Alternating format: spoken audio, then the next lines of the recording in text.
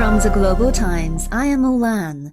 Welcome to the GT Podcast with Mulan, a one-stop shop for the Global Times take on top China and global news. In today's podcast, South Korean officials continue to behave like a snowflake with China while groveling to the U.S. An exclusive interview with former Malaysian Prime Minister Mahathir bin Mohamad, who tells the U.S., "Don't export your ideology." Our GT Voice, World China-Italy cooperation on the Belt and Road Initiative fall victim to anti-China hype. What does Chinese modernization mean for other countries? The Chinese ambassador to the Solomon Islands shares his view. After Japanese animated film The First Slam Dunk became a hit in China, a debate emerges about Chinese animated films. South Korean officials once again behaved like a snowflake with China, even as they are groveling to the U.S. The South Korean embassy in China recently sent us a letter lodging a so-called formal protest in response to several reports and opinion articles published by the Global Times concerning South Korean President Yoon Suk-yeol's visit to the U.S.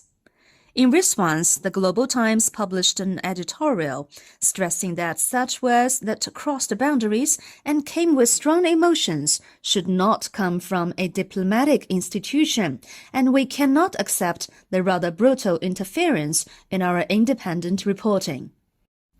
If it were not for the inappropriate, erroneous, and dangerous remarks made by the South Korean side on issues related to China's core interests, and the apparent negative trend in China-South Korea relations, we would not have been interested in commenting. However, some of the recent public opinions and actions of the South Korean side in relation to China have caused resentment and alarm in Chinese society. The editorial further pointed out that South Korea always finds the wrong target. It should show dignity and independence to Washington, but it behaves like a snowflake to China, which is full of goodwill and sincerity toward it. The harshest criticism toward the Yoon government's humiliating diplomacy with the U.S. came from within South Korea, where many insightful people have expressed strong concern and deep reflection on this diplomatic tendency, the editorial noted. Mahathir has kept a very particular place in Malaysia's history and been an influential senior statesman in Southeast Asia. He has constantly spoken up about China-US relations and is vocal against the West. In an exclusive interview with the Global Times, he said that the U.S. likes to provoke. For example, the visit by the House Speaker to Taiwan was a provocation. Since then, there has been tension because of the visit. And when there's tension, there's preparation for war. On whether China and the U.S. can manage their ideological differences, Mahathir said it is difficult because you have different ideologies. If the U.S. does not try to promote democracy in other countries, the world will be at peace.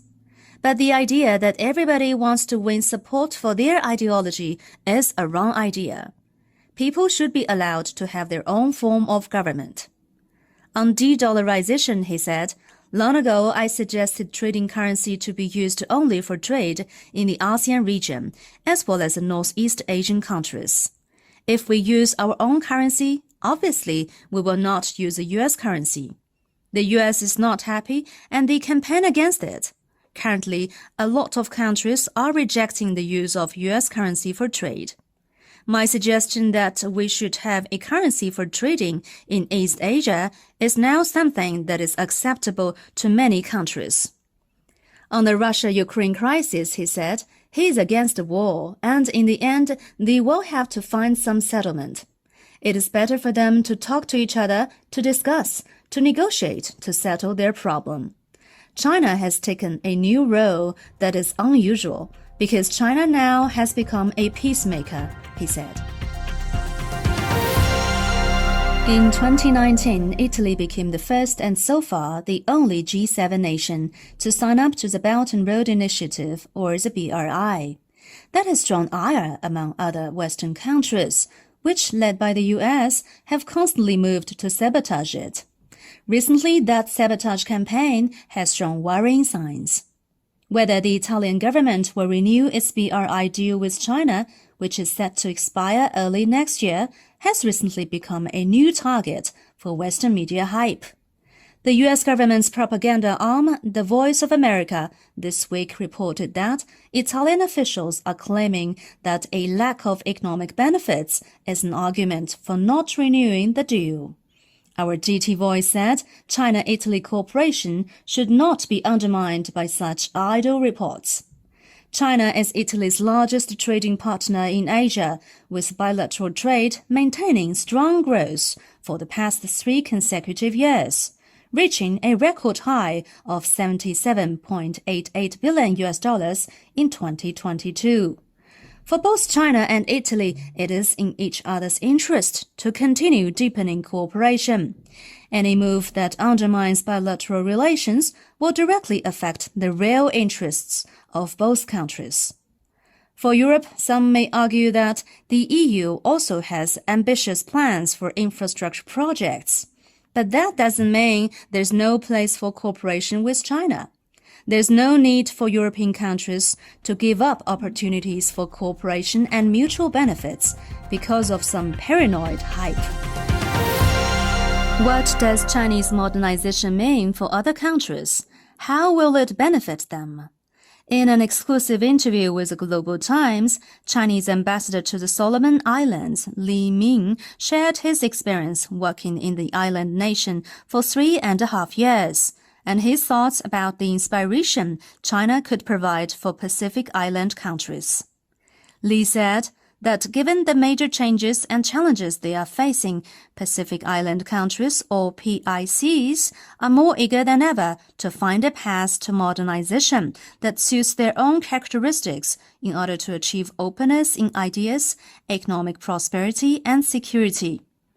China has a long history of exchanges with the PICs.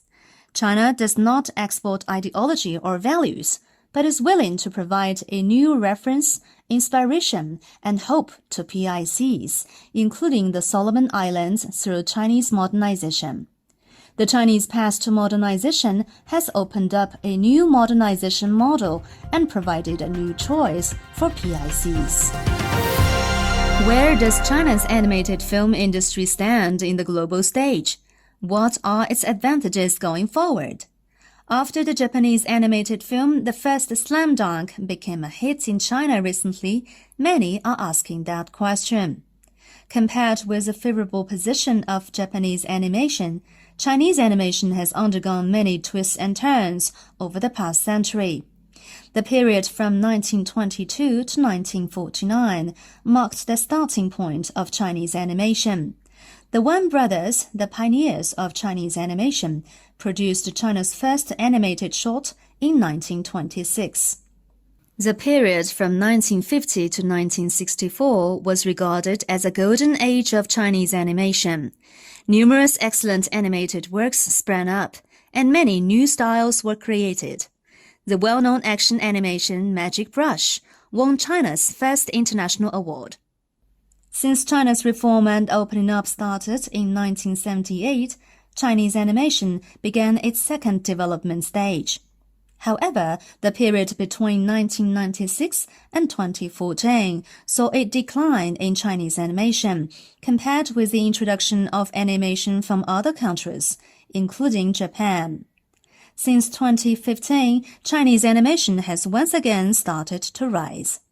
According to media reports, in 2022, the market value of Chinese animation reached 49 billion yuan, a 3% increase from 2021. With China's continued economic prosperity, animation has been making progress. That's all for this edition of the GT Podcast with Mulan. Make sure to follow the Global Times on Twitter and Facebook to stay tuned. You can also check out our podcast, articles, and much more on our website at globaltimes.cn. Thank you.